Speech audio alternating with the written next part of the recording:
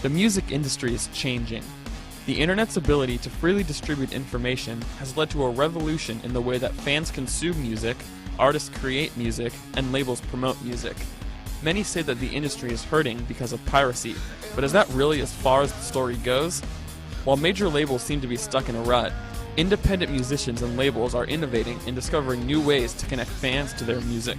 The notion of the major record label is just dying, and with it, so is the notion of like the major label band. But just how bad is the record industry hurting? What are bands doing to get ahead of technology? To talk about this, we first need to take a look at how we got here. The early 2000s were a heyday for the major labels. In 2000, they sold a staggering $13 billion worth of CD albums and another $140 million worth of CD singles. As the decade progressed, however, those numbers fell by more than 50% to $5 billion worth of albums and only $3.5 million worth of singles. Why did people stop buying CDs? It seems to be like a popular idea that, the more technology advances, the better it is. So basically, I think people are looking at digital music as it being like a superior form to listen to music, or rather, it's a more convenient form.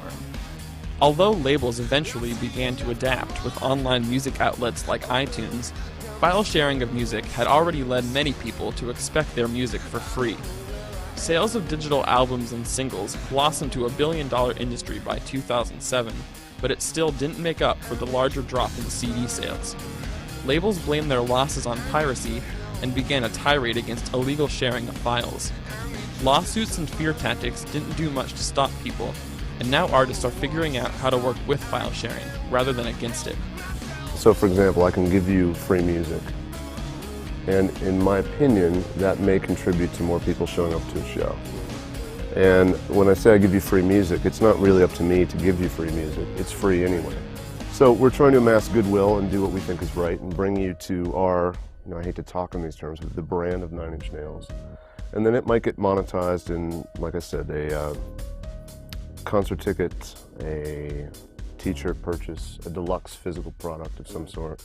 Trent Reznor is the mastermind behind industrial rock heavyweights Nine Inch Nails.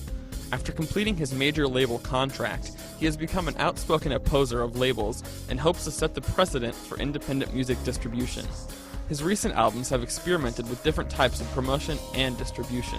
And with The Slip, which was another, probably I think the most successful, in my opinion, just give it away, charge for a limited edition CD, and print a limited amount of them. And we knew how much we needed to make, and it worked out. We didn't get rich off of it, but we covered our costs and we made some profit, and it felt like everybody was happy. And we got that message out to a lot of people. There wasn't any hurdle to get you to get that record. Here it is. It's easy to give your friends, give it to everybody. And as an artist, there's a part of me that wants as many people to hear what I do as possible, without the hurdle of having to pay for it.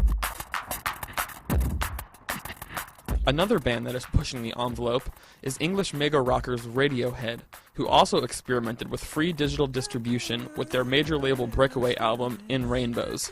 On September 30th, 2007, the band sent an email to everyone on their mailing list saying, "So guys, we're finished with our new record and we want you all to hear it, so it's going to be available through our website in 10 days, and you can pay what you want for it." So literally you could get this record for free, or you could make a donation to the band for whatever you want. Radiohead's model was very successful. The band made more money solely off of downloads of In Rainbows than in the entire take from their 2003 major label release. I think it's, human nature to, if you can't support the artist and you can't afford it, then people will. Not only that, when they did make it available on CD and made it available on vinyl, we still had a great turnout for people to come out and buy the physical format. In addition to online distribution, artists are also finding hope in a medium that many thought was gone for good after the 80s, the vinyl record. Vinyl's nostalgic, retro feel, and sound quality have led to a revival of the format and people who want more of a listening experience than solely digital music will allow.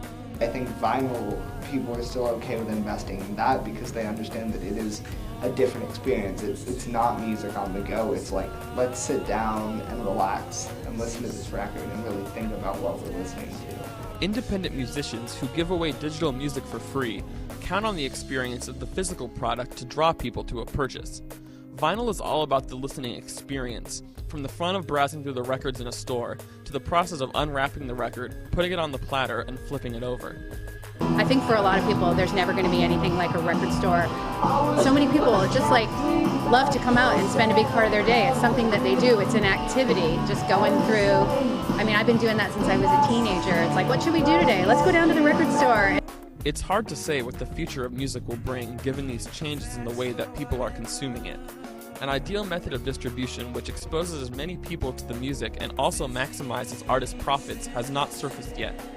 One thing is clear though, labels need to take a step back and give artists more control over their music. I think something that's rising up a lot in the independent music world is this notion that bands signed to small independent labels that don't contract them to release music exclusively through them. Rather, again, they're a distribution model for that band. It's ultimately just saying, we understand that CDs are worthless, that MP3s are completely worthless and are literally immaterial. So here, listen to our music, and then if you like it, buy the physical copy and support us and just be like, thank you for making good music. Regardless of the ways in which people consume music, it's human nature to support the people who make it. Even if the idea of a full-time band making millions of dollars is fading, there will still be plenty of artists making music for music's sake and simply seeing the profits as an added bonus. With bands like that, the industry should continue to thrive long into the future.